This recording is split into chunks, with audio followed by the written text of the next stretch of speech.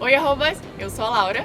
Fala galera, sou o Duca. O Duca é surfista profissional há 30 anos. Já viajou toda a costa brasileira surfando e já passou 19 temporadas na Indonésia. Já viajei o mundo inteiro atrás de onda. Sou geminiano do Rio de Janeiro. Ele foi pela primeira vez para Havaí com 14 anos, sem saber falar o idioma. Isso tudo numa era sem internet. Entreguei a idade, né? Dono do surf didático, uma metodologia que vai tirar seu sonho do papel. Se você quer saber como ele faz isso, arrasta pra cima. Mentira, é só continuar assistindo o vídeo aqui mesmo.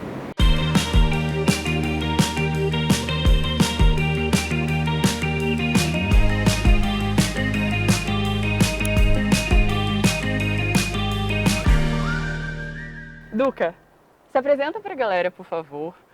Meu nome é Eduardo Cavalcante, meu apelido é Duca. Se me chamarem de Eduardo por aí, eu não vou atender, eu vou continuar andando porque não condiz com a minha pessoa.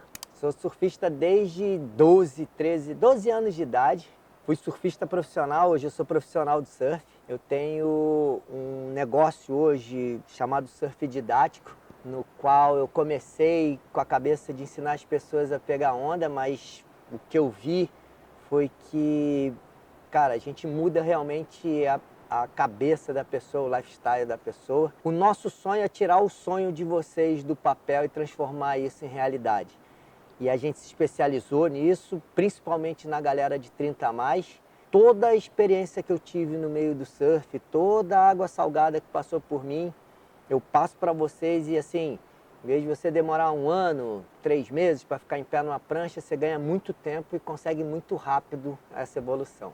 Eu digo que o Duca faz hoje, na área dele, é a mesma coisa que eu faço com o meu conteúdo, que é ajudar as pessoas a tirarem o sonho do papel. E hoje, nesse vídeo, a gente vai te provar que é possível tanto viajar quanto surfar com qualquer idade.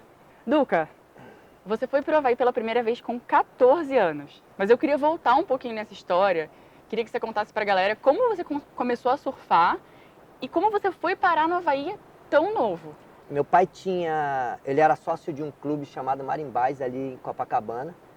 E aí era o clube de pesca, ele saía para pescar e tudo parará, e a gente ficava ali naquele contato de mar.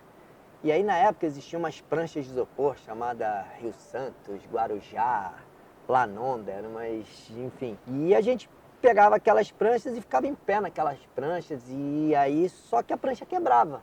Quebrava e aí a minha mãe não conseguia manter, ela resolveu comprar uma prancha de surf pra gente e aí começou. Aí o bichinho mordeu. E aí a gente pegava onda direto até a evolução, chegar ali no arpoador, ver realmente o que era o mar. Evolução natural, é aquele negócio que a gente acabou de falar. Demora muito mais do que quando você tem um profissional do seu lado te dando as dicas. E para mim foi meio que diferente, porque foi assim, foi muito rápido o aprendizado. Eu vendi na época meu videogame, juntei com o dinheiro da prancha, comprei uma prancha melhor, essa prancha já me colocou ali no meio da galera mesmo. E uma vez eu pegando onda ali num feriado, veio um surfista profissional e eu achei que ele ficou me olhando, mas eu não sabia o nome dele. E a galera lá fora falou, pô, tu viu o Roberto Valério aí? Eu falei, é Roberto Valério o nome daquele cara? É. Pô, ele tava me olhando. Te olhando nada, irmão. Tá maluco que ele tava te olhando. O cara, porra, profissional vai ficar te olhando? Só se for com pena de você. E aí no outro dia ele voltou lá e meio que assim, ele veio falar comigo e falou, pô, cara, gostei de você, acho que você surfa direitinho, você, porra, tem um talento diferente, queria te patrocinar. 2 horas da tarde, se você puder estar lá na companhia da Garcia Dávila. Eu fiquei olhando pra ele do tipo assim, cara, que isso, que patrocínio, que isso. E aí, uma loucura, né? Cheguei em casa todo feliz. Pô, mãe, tem um cara querendo me patrocinar, você tem que me levar lá 2 horas da tarde na Company. A Company na época era a melhor marca que tinha. Não tinha nem a segunda, ela era a melhor disparada. E muito cara na época, assim, eu mesmo nunca, pela condição da minha família, eu nunca tive uma roupa da Company, né? E era uma coisa assim, e aí minha mãe, empolgadona, com filho, não sei o que, parará, chegou o pai. Tá maluco. Esse maluco quer alguma coisa que não é legal e, porra, meu irmão, vou lá me acertar com ele porque não é assim não. Tá achando que tem um bobão que pegou o filho dos outros, vai se dar bem. Minha mãe se meteu e falou, não, deixa que eu vou, vejo e tal. A gente foi lá, pô, Valério conversando comigo, pegando as camisas assim, botando em cima da mesa e falando que ia, porra, pagar minha escola, ia pagar meu inglês, ia me dar dinheiro para o campeonato e ainda ia me dar um salário mínimo por mês. E eu ficava olhando assim e falava, cara, que isso? Tipo assim, independente com 12, 13 anos de idade, né? Tipo, eu ia zerar o custo da minha mãe, de tudo, de roupa, de escola, de tudo, e ainda ia ganhar um dinheiro. Vamos botar no dinheiro de hoje, vai, 1.000 e poucos reais, 1.200 reais, um salário mínimo. Uma criança de 12 anos de idade, que não paga uma conta, enfim.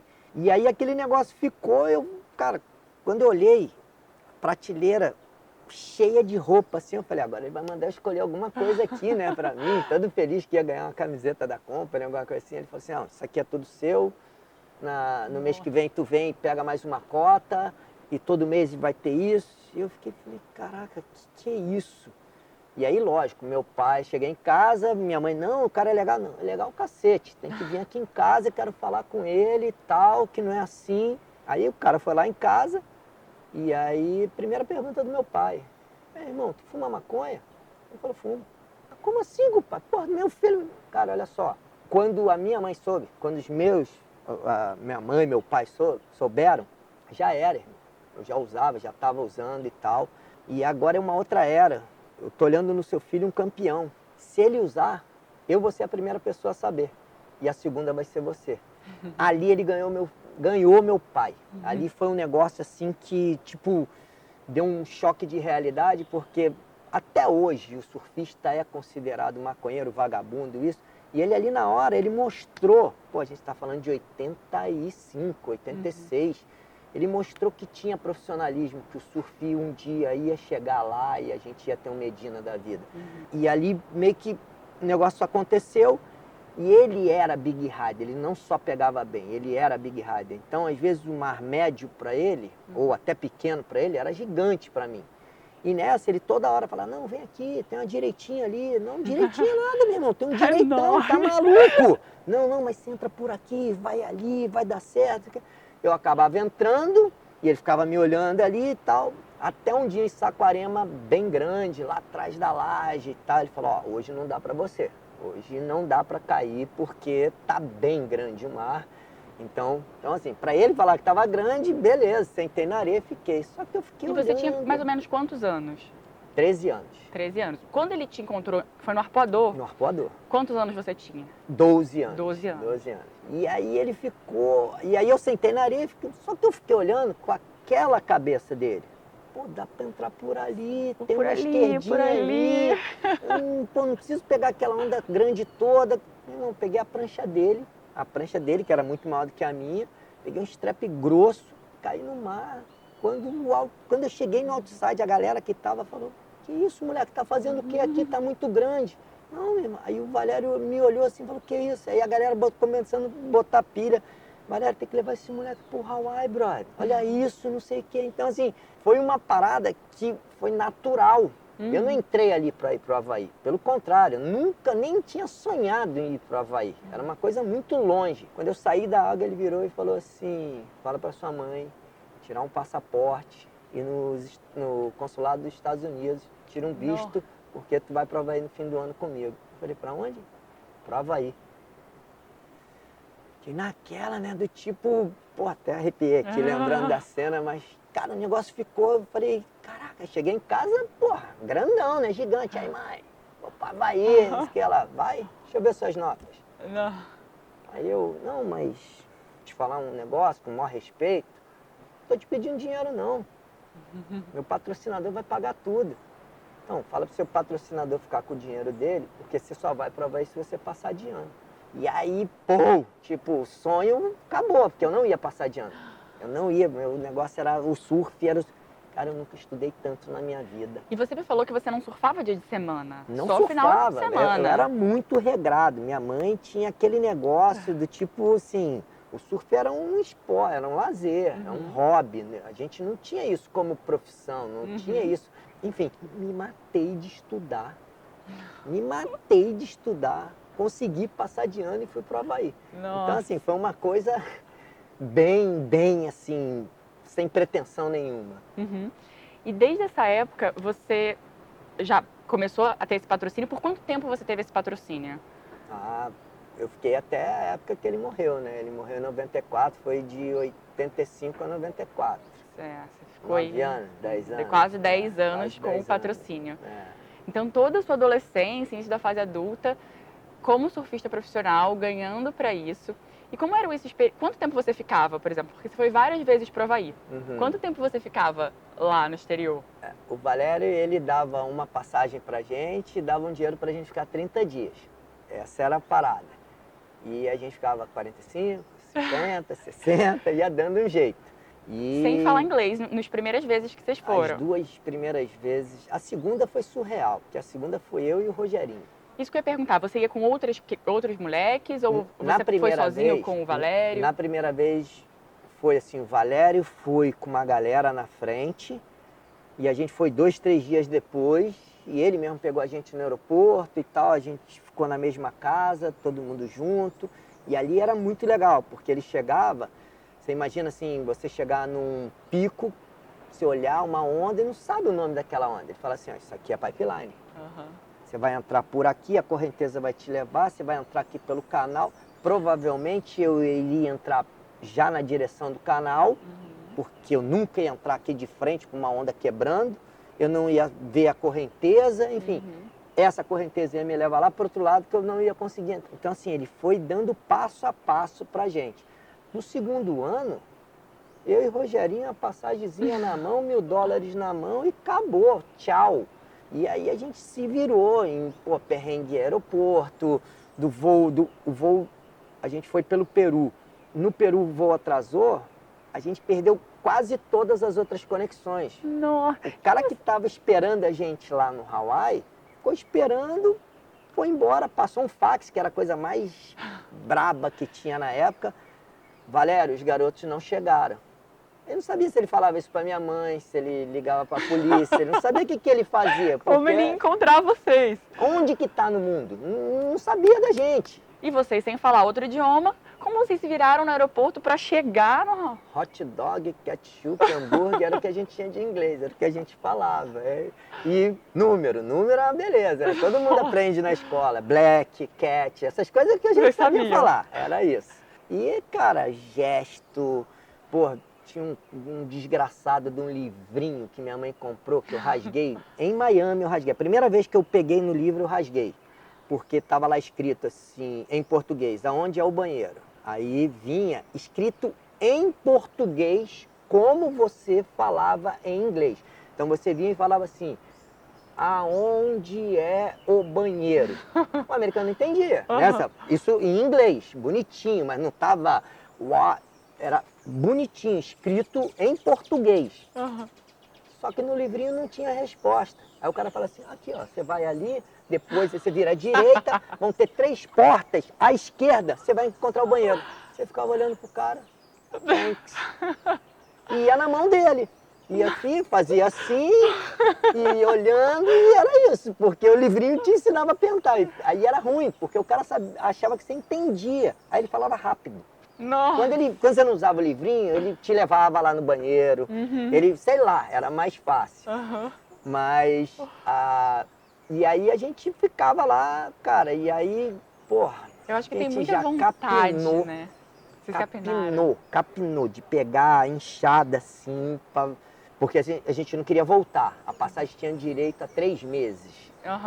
E aí a gente não queria voltar, tava vendo que o dinheiro ia acabar. Aí fazia o quê? Vamos trabalhar, né? Não tem outro jeito. Eu não quero voltar pro Brasil, eu quero ficar aqui pegando essas ondas, quero viver essa vida e tal, parará. De férias na escola. Isso que eu ia perguntar, como conciliava com a escola? Vocês iam no período de férias. Férias. Não existia parar de estudar e surfar. Isso não existia. Na minha casa, ali na minha mãe, não existia. E aí, cara, a gente... tudo, de lavar prato, que é coisa normal que todo mundo faz, a capinar, que eu acho que foi a pior coisa que a gente fez. A gente aprendeu a consertar prancha também, aí ficava lixando prancha, ficava se coçando todo, aquele pozinho da... Nossa. Mas se virava e ficava. Economizava, era miojo todo dia. E aí aquele lance, miojo, não vai dar sustentação, a gente não sabia cozinhar também. O que a gente pegava? Batata, ovo, cenoura, tudo que nego falava que era bom, jogava na água, botava para ferver. Quando estava tudo fervendo, jogava o miojo. pegava e comia aquilo ali daquele jeito, não tinha mais ou menos. E aí, meu, ia se virando, ia se virando. Dava certo, deu certo. Deu certo. Uma coisa que você tá me contando desse negócio do idioma, muita gente me pergunta, e eu acho que é muito de ter coragem, assim como o surf, como a viagem, como qualquer desafio que você vai encontrar, é muito de ter coragem e vontade, né? Porque bem ou mal vocês conseguiram se virar, você sempre encontra pessoas que acabam sendo generosas no caminho, né? Eu acho que assim, a vida ensina pra gente muita coisa que a gente não consegue ver, não consegue aprender. Uma criança, né? Porque um adolescente, mas é adolescente para criança, foi convidado para ir para o Havaí. Ele vai botar alguma barreira que ele não sabe falar inglês. De repente tu com 30, com 40, com 50, tu ganha um prêmio na sua empresa. Cara, aqui ó, uma passagem para Nova York com direito a acompanhante para você passar 10 dias lá. Eu não vou, cara, não sei falar inglês, não sei. Você que se trava, você que se coloca numa situação que não existe. Vai, se vira que vai dar certo. Hoje é ridículo. Você pega um celular, você fala, ele já fala inglês com a pessoa fala inglês. Então assim, mas mesmo com essa tecnologia toda, tem gente que se blinda, tem gente que sempre coloca uma barreira na frente. Sabe, assim, eu acho que... Você foi patrocinado durante aí toda a adolescência e início da fase adulta. E como que você continuou trabalhando com surf? Como é que você conseguiu depois ainda manter todas essas viagens? Porque aqui no nossa turma de não herdeiros, a gente fala que não tem herdeiro e herdeira. Sempre levantam a questão de e como é que você se banca, e como é que você consegue? Então você teve aí esse patrocínio por muito tempo, e eu sempre reforço também que dependendo do seu contexto social, espera-se que você siga ali uma linhazinha de vida. Você vai fazer escola, depois você vai para a faculdade, conseguir um emprego formal. Como foi para você esse processo de entender, ou foi muito orgânico, de que eu era surfista profissional e agora eu vou trabalhar como profissional do surf, como você fala? Eu tive uma sorte extra na vida em ter, no começo, como eu falei, o Roberto Valério, depois eu passei de Roberto Valério para patrocinador e agora eu vou passar ele para pai. Eu tive uma pessoa que cuidou de mim, eu tive uma pessoa que tinha uma visão muito visionária, ele tinha um negócio muito lá na frente e ele viu que dentre todos aqueles garotos que ele pegou, eu não seria o Vitor Ribas, eu não seria o Teco Padarati, eu não seria o Fábio Gouveia. E aí ele se sentiu na responsa de repente eu ser um surfista frustrado, de não ter conseguido e tudo, me chamou para trabalhar na empresa dele. E aí eu falei, pô, tá maluco, velho, eu sou profissional. Ele, não, olha só, você vai continuar sendo patrocinado, você vai continuar pegando onda no Brasil. Tanto é que depois disso, eu já profissional, eu fui o terceiro melhor surfista do Rio de Janeiro profissional. Na época do Limão Brahma, era um negócio que era muito grande. Então assim, eu acabei o ranking em terceiro lugar. Então assim, com várias etapas, terceiro melhor surfista do Rio de Janeiro, Eduardo Duca. Já trabalhando com ele. Então assim, mas eu não ia ser que nem o Vitor Ribas foi, o terceiro melhor surfista do mundo. E aí vamos abrir um parênteses, galera. A história do surf não pode ser esquecida. O Medina realmente é fora da curva. O Medina foi o primeiro atleta brasileiro a ganhar um campeonato mundial. Mas eu não admito o nego não conhecer o Vitor Ribas. Até o Medina ser campeão, o melhor profissional brasileiro no circuito da WSL hoje, que na época era ASP, se chama Vitor Ribas. Lá de Cabo Frio. Ele mora do lado de um amigo meu, da casa de um amigo meu na frente. E é um cara que, meu irmão, é um doce de pessoa, uma pessoa... Só que por ele ser low profile, por ele ser... Não é de mídia, não é... O nego tá esquecendo do cara. E o cara é um monstro. E detalhe, surfa pra caramba até hoje. Voltando lá no Valério. Ele me puxou. E aí eu falei, cara, não sei fazer nada. Ele sabe sim, pega aquela vassoura e já dá uma varrida aqui. Olhei pra cara dele e falei, qual é, irmão? Ele é isso aí. Vamos lá. E aí, tipo, pô, mexeu com o brilho. É pra varrer? Então eu vou varrer melhor que todo mundo. Eu tinha aquela competição. E aí ele, pô, maneiro, hein? Vê, essa daqui é a sua. Aí chamou a chefe da produção. Falou, essa daqui é a sua nova patroa. O que ela mandar você fazer, você vai fazer daqui pra frente. E ele já tinha combinado com ela. Ela me botou no almoxarifado. Eu fiquei recebendo toda a botão, tecido, todos os negócios. Depois eu fui para ajudante das costureiras. Então, assim, elas acabavam de... Não, minta, eu fui para mesa de corte.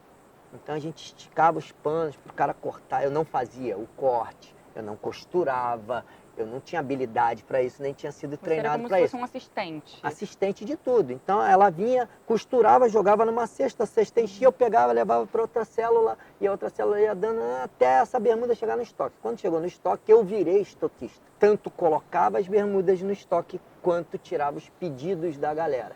E nessa de tirar os pedidos, muitos lojistas iam para dentro da fábrica na época, e a gente atendia os caras dentro do estoque. Os caras olhavam e eles sem falar nada. Ele já estava me botando como vendedor ali do negócio. E aí eu já atendia o cliente, já separava o que ele queria, já encaixotava, passava a fita, pá, não sei o que, levava no carro dele, ele levava para casa. Ele falou assim, viu o que você acabou de fazer agora? A diferença é que é o seguinte, essa mala é sua, você vai lá atender ele, aqui tem 6 meses na frente do que vai chegar no estoque. Você vai lá mostrar para ele o que ele quer, para a gente produzir, e alguém aqui no estoque vai fazer esse seu serviço para entregar para ele. Você é o novo representante do Rio de Janeiro. E eu falei, que isso, cara? Só que assim, a gente tinha os representantes, a gente trabalhando no estoque, o representante era o cara, era o máximo que tinha. Que isso, galera? Eu sou o representante. Você é o representante do Rio de Janeiro. E o Rogerinho virou o representante lá de Recife, do Nordeste. Ai, que legal. Na verdade, hoje eu vejo muito claro isso, ele estava preparando o Duque e o Rogerinho para ele se aposentar e ser dono da parada dele, ele está pegando onda por aí, a gente tocando a parada para ele. Como paizão mesmo, como aquele cara que... Então, assim, isso foi um extra que aconteceu na minha vida e que realmente, pô, eu de 2 salários mínimos por mês, que... sei lá, a gente está falando aí de R$ 2.500 de dinheiro que eu ganhava, né, lá no comecinho, a R$ 5.000 quando eu estava com o profissional, que eu ganhava o dobro disso, então era 5.000 fora as premiações. O meu primeiro salário de representante dava para comprar 3 carros populares. Nossa! Eu fiquei assim, cara, Meu Deus! que isso? Eu achei que ele tinha errado na conta. Eu falei, Valério, não, é muito dinheiro. Eu não te falei que eu ia te pagar 5% do que você vendeu? Você vendeu isso meu Deus, aqui, tem felicidade isso de aqui. pobre, né? E aí veio um cara muito novo, mas ele segurando esse dinheiro para você guardar. Então, assim, ele fazia um papel muito importante na vida E da ele gente. fez o que as empresas hoje já fazem, que a gente chamaria de trainee, né? Botou vocês para passarem por Exatamente. todas as áreas da empresa. Exatamente. E você ficou quanto tempo trabalhando com isso? Até assim, vamos lá, pular aqui, até surgiu o surf didático. Eu não parei. Eu tô até hoje. Você está Fazem até hoje 30 com anos. 30 anos. 30 anos eu sou representante. Aconteceu uma coisa chata no meio do caminho e depois que ele morreu, aconteceu uma coisa chata dentro da empresa que eu preferi me desligar da empresa. E abre-se um parênteses, eu tinha 60% da venda da empresa. Eu tinha um salário animal, só que eu sou contra a injustiça e eu pedi para sair. E quando eu saí, eu entrei na Surfco, onde eu já trabalho hoje há 23 anos. A Surfco é a dona da Hang Loose e de algumas outras marcas. A Rust é da Surfco, algumas outras marcas. E hoje eu trabalho com Hang Loose, Rust, trabalho com os tênis da Mormai, como representante comercial. Esse ano eu entrei na Camaleão, que são os protetores solares, orgânicos, enfim, isso é uma outra história, mas assim... que não faz bem só para a pele, mas faz bem para o oceano, não mata o nosso coral. Mas enfim, isso é outra coisa. Mas assim, há 30 anos eu tenho a profissão que o Valério me deu, sabe? Assim, eu sou representante comercial. Hoje, o surf didático entrou na minha vida no meio da pandemia, que foi uma coisa que, como a gente recebe, como qualquer representante, você recebe sobre o que é pago, e ninguém pagou na pandemia. E aí teve um mês que eu recebi R$ 34 de salário. R$ 34. E aí, tipo, você tem um padrão de vida, você tem faz o quê? Você tinha uma reserva financeira para esse baque? Como foi? Então, eu tinha uma reserva financeira, por mais estudado que eu fui, por mais cauteloso que eu sempre fui, principalmente com o negócio de dinheiro, eu nunca tinha ouvido falar em pandemia. né? Eu não, eu acho que uma geração... E eu tenho um negócio chamado Casa do Remo, é um lugar onde o pessoal vai, rema de stand-up, é do caramba um negócio que precisava de uma tapa, precisava, e a gente estava ali acabando o verão, porra, inclusive com bastante dinheiro da Casa do Remo e tudo. Pô, a gente comprou 10 pranchas novas, enfim, investiu um dinheiro do caramba ali. Não é que era para recuperar no inverno, mas era um dinheiro do verão, e como era o dinheiro da Casa do Remo, a gente reinvestiu na Casa do Remo e vamos embora nisso. Em março fechou tudo. A Casa do Remo saiu de um faturamento X para zero. Zero, não é que faturamento. Pior do que isso. Quando você tem, e aí entra o meu lado de comércio, uma baixa no seu faturamento, você pode renegociar com um fornecedor falando, cara, esse mês eu não consigo te pagar tudo, eu posso te pagar metade, você me dá um prazo. Pô, você para trás foi sempre 100%, o cara vai falar, lógico que pode. Como que você vai falar para um cara que você vai pagar no mês que vem, se você não sabe se mês que vem você abriu? Você vai mentir para o cara? Você vai... E os empregados que manda todo mundo embora, e aquela responsabilidade que a gente tinha de, como patrão, tratar bem as pessoas, sabe? Ser diferente desse mundinho de, sei lá, de cima para baixo. E assim, traz esses caras para perto, vamos entregar pizza junto, vamos comprar uma bicicleta para cada... E vamos sair fazendo entrega, sei lá, mas ninguém pode ficar sem dinheiro. Sei lá o que a gente vai fazer, mas... Não vamos abandonar ninguém, não vamos mandar embora ninguém, tal, parará. Posso falar que foi um erro de estratégia? Posso, porque você não deve colocar todo o seu dinheiro na mesma cesta. Mas, cara, não tinha noção do que ia acontecer. Então,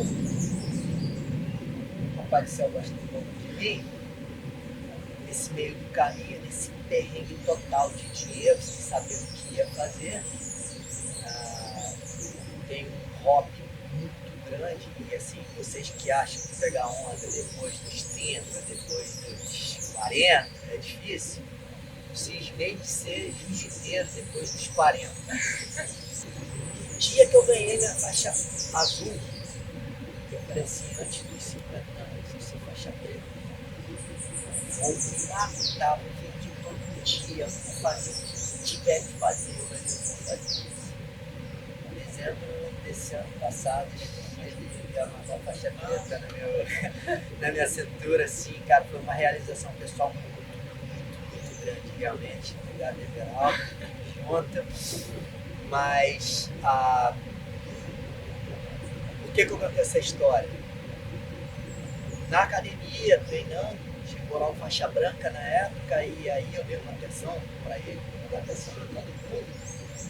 E aí esse cara me ligou e falou assim, eu sei que você é surfista e tudo, e eu, porra, tô querendo fazer aula de surf, já que não tá dando pra fazer jiu-jitsu. Aí contou a história dele toda, que começou a fazer jiu-jitsu porque ele estava entrando em depressão, e ele precisava de um esporte, não sei o quê. Eu falei assim, sou eu, irmão, sou professor de surf. Esquece essa tal de depressão aí, vamos embora pra dentro d'água e tal. E aí fui dar aula pra esse cara. Começou um surf didático. Eu dou o meu conselho, tô te falando, depois eu não quero ensinar ninguém a pegar onda. Eu quero ensinar as pessoas a terem saúde. Eu quero ensinar as pessoas a serem mais felizes. Vou ser um exemplo. Essa mudança de propósito na minha vida, de não ensinar mais e se tirar o sonho das pessoas, isso nasceu desse cara. Isso nasceu ali, no meio de uma pandemia.